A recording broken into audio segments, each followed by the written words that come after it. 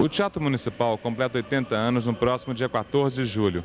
Em meio aos ensaios, aqui no foyer do Balcão Nobre, o presidente da Fundação Teatro Municipal, José Carlos Barbosa de Oliveira, vai falar para nós sobre a restauração completa que está sendo feita e sendo entregue agora no mês de março ao público. A restauração do teatro, uma restauração completa, está sendo feita em 3 grandes etapas, a primeira das quais nós estamos concluindo agora. Mais adiante serão completados os serviços. Do que constou a primeira fase?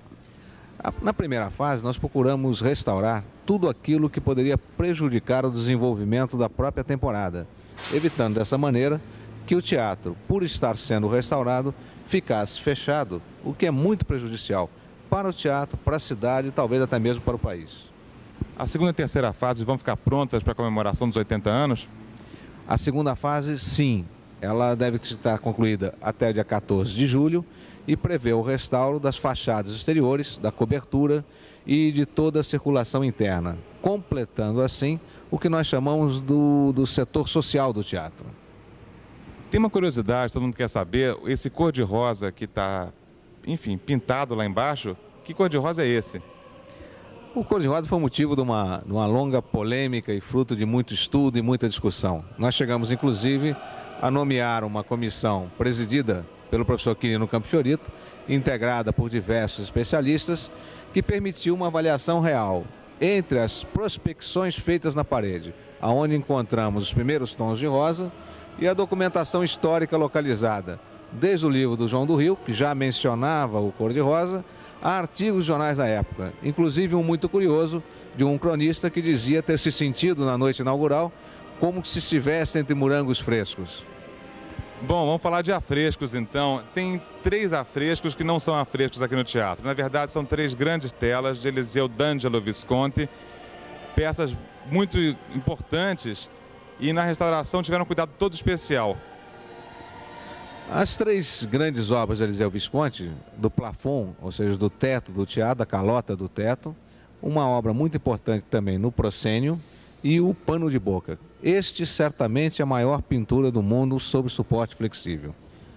A restauração do plafond, que fica no teto do teatro, e do proscênio, que fica junto ao teto, foi feita já em caráter definitivo, inclusive porque o plafond apresentava risco de se despregar da parede. Se despregar porque, ao contrário do que as pessoas imaginam, embora a impressão seja de afrescos, a rigor o Visconti usou uma outra técnica, que era uma pintura com toda a temática, a fórmula, as soluções do afresco, mas uma pintura sobre tela, depois fixada na parede. A restauração do pano de boca, esta foi feita o que nós chamamos de estancamento do processo de ruína. E a restauração definitiva ficaria para mais adiante. E quantas pessoas trabalharam nessa restauração das telas e que perfil tem essas pessoas?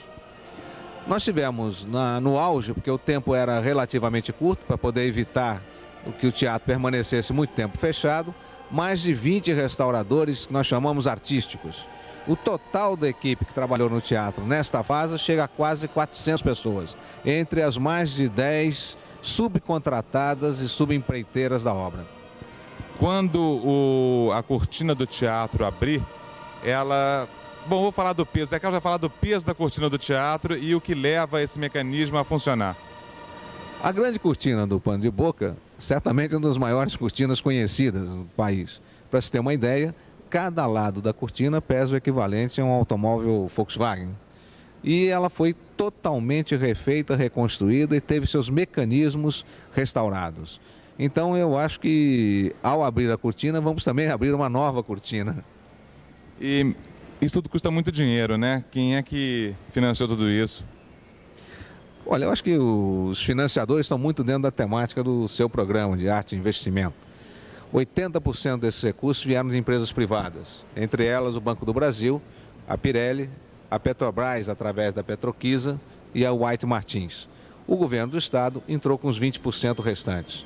E isso mostra que o setor público, junto com as empresas, podem realmente realizar obras magníficas. Eu devo ressaltar que os recursos aplicados nesta primeira fase vieram dessas empresas, os da segunda fase já estão no banco e estamos captando agora os recursos também junto a essas empresas para a terceira fase. No total, estamos falando de alguma coisa parecida com 2 a 2,5 milhões de dólares. Bom, é um investimento grande. Bom, Zé Carlos, muito obrigado.